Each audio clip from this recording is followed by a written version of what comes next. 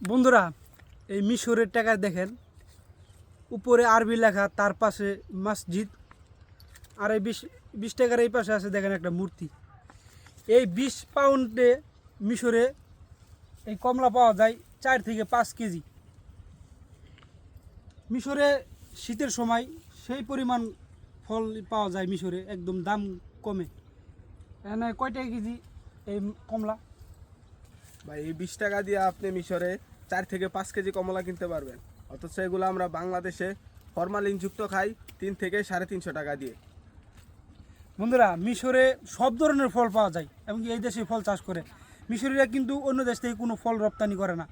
আমরা যারা বাঙালি আছি বাংলাদেশে খাই, সব বাহিরের দেশ থেকে রপ্তানি করা হয় এবং কি ওগুলা ফরমালি দেওয়া থাকে।